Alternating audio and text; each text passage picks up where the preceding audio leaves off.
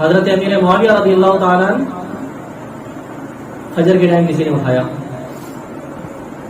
اٹھو فجر کا وقت ہے. آپ نے فرمایا تم کون میرے گھر کے اندر؟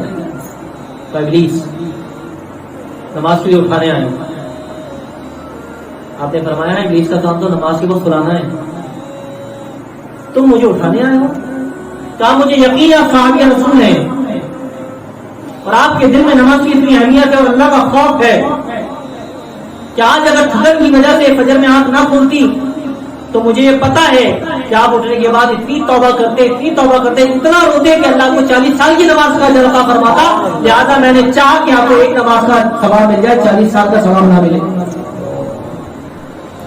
حضرت عمر فاروق رضی اللہ تعالیٰ نماز پڑھائی، فجر میں ایک نوجوان نہیں تھا، فجر کا درس دیا، لوگوں سے ملاقات کی، اس کے گھر چلے گئے، دروازہ بجایا، اما جی آپ کا بیٹا نماز میں نہیں آیا. ہمیں تو اپنی فکر نہیں، دوسروں کی کون کرے گا؟ ہم تو اپنے آپ کو جہنم سے نہیں بچا سکتے.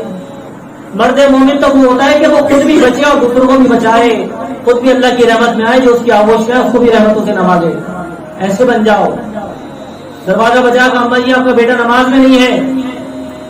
فرمایا پوری رات نفلیں پڑھتا رہا، پوری رات تلاوت کرتا رہا، فجر کے وقت تھک گیا تھا، اس نے اذان ہوتے ہی گھر میں نماز پڑھی اور سو گیا.